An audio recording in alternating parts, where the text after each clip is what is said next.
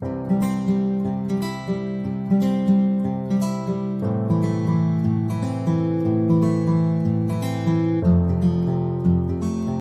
siang, perkenalkan nama saya Miss Dani Saragi dengan NPM 18153102446. Di sini saya akan menjawab pertanyaan yang diberi Bapak Efrizal kepada kami, yaitu soal pertama, tentang aspek kelayakan bisnis. Di sini ada 5 aspek kelayakan bisnis. Yang pertama, aspek hukum atau legalitas. Salah satu aspek yang pasti diteliti ketika studi kelayakan dilakukan adalah aspek hukum atau legalitas. Dan yang kedua, aspek ekonomi dan budaya. Pada aspek ekonomi dan budaya, studi kelayakan menganalisis dampak yang diakibatkan oleh perusahaan pada kondisi sekitar. Dari sisi budaya, studi kelayakan akan menganalisis bagaimana perusahaan mempengaruhi adat istiadat di daerah sekitar. Sedangkan dari sisi ekonomi, analisis yang dilakukan yakni bagaimana perusahaan berdampak pada tingkat pendapatan per kapita di wilayah tempat perusahaan didirikan. Dan yang ketiga, aspek pasar dan pemasaran. Pasar dan pemasaran merupakan aspek dasar yang diteliti dalam studi kelayakan. Analisis yang dilakukan pada aspek ini akan menjawab pertanyaan, apakah produk yang dihasilkan oleh perusahaan memiliki peluang pasar? Dan untuk menjawab pertanyaan tersebut, ada beberapa hal yang harus diperhatikan, yakni potensi pasar, jumlah konsumen, daya beli masyarakat, segmentasi, dan situasi persaingan di industri tersebut, dan lain-lainnya. Dan yang keempat, aspek manajemen. Studi kelayakan juga turut menyertakan aspek manajemen. Kenapa? Karena sebagai aspek dasar yang harus dianalisis yaitu aspek ini.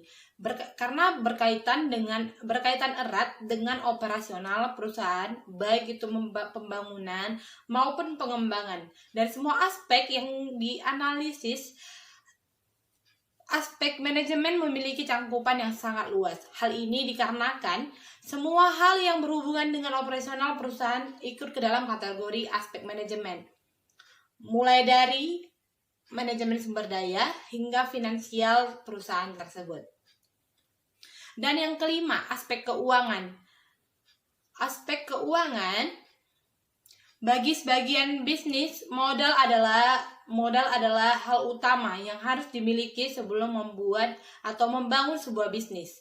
Maka dari itu, aspek keuangan menjadi hal yang menentukan bisnis Anda berjalan dengan lancar atau tidak ke depannya. Proses penganggaran adalah hal yang harus dilakukan jika Anda ingin melakukan perancangan bisnis yang sangat matang. Dan soal yang kedua, beberapa badan hukum perusahaan, yaitu bentuk-bentuk hukum perusahaan, bentuk hukum perusahaan persekutuan, dan badan hukum sudah diatur dengan undang-undang. Firma atau FA dan persekutuan komanditer atau CP diatur dalam KUHD. Perseroan terbatas diatur dalam Undang-Undang Nomor 40 Tahun 2007. Koperasi diatur dalam Undang-Undang Nomor 25 Tahun 1992. Perusahaan umum dan perusahaan perseroan diatur dalam Undang-Undang Nomor 9 Tahun 1969. Firma atau FA dan persekutuan komanditer atau CP adalah bukan badan hukum, sedangkan perseroan terbatas, koperasi perusahaan umum atau Perum, dan perusahaan perseroan atau Persero adalah badan hukum. Perseroan terbatas dan koperasi adalah badan usaha milik swasta, sedangkan perusahaan umum atau Perum dan perusahaan perseroan atau Persero adalah badan usaha milik negara. Dan yang ketiga, perancangan struktur organisasi. Struktur organisasi apa sih itu? Kan gitu kita bertanya-tanya kan. Struktur organisasi adalah suatu susunan dan hubungan antara tiap bagian serta posisi yang ada pada suatu organisasi atau perusahaan dalam menjalankan kegiatan operasional untuk mewujudkan tujuan yang ingin dicapai oleh perusahaan tersebut. Dalam struktur organisasi juga harus menjelaskan hubungan wewenang siapa melapor kepada siapa. Dalam struktur organisasi terdapat beberapa unsur-unsur yang terkandung sebagai yaitu spesialisasi kegiatan berkenaan dengan spesifikasi, tugas-tugas individual dan kelompok kerja dalam organisasi, atau pembagian kerja dan penyatuan tugas-tugas tersebut menjadi satu satuan kerja atau departementalisasi. Dan yang kedua, standarisasi kegiatan merupakan prosedur-prosedur yang digunakan organisasi untuk menjamin melaksanakan kegiatan seperti yang direncanakan.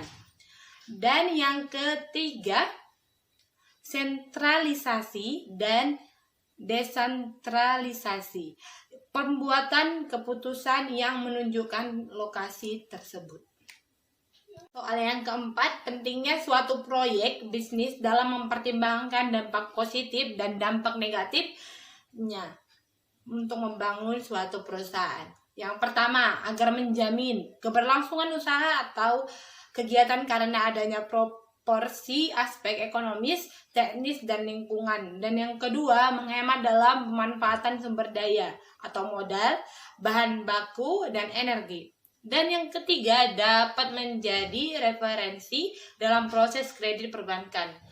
Dan yang keempat, memberikan panduan untuk menjalin interaksi saling menguntungkan dengan masyarakat sekitar sehingga terhindar dari konflik sosial yang saling merugikan. Dan yang kelima, sebagai bukti ketaatan hukum seperti perizinan, mencegah terjadinya pencemaran dan kerusakan lingkungan, serta pemborosan sumber daya alam secara lebih luas. Menghindari timbulnya konflik dengan masyarakat dan kegiatan lain di sekitar perusahaan atau organisasi tersebut. Menjaga agar pelaksanaan pembangunan tetap sesuai dengan prinsip-prinsip pembangunan berkelanjutan dan berwawasan lingkungan. Dan yang kelima, soal yang terakhir, kita akan membahas tentang aspek produksi dan aspek teknis.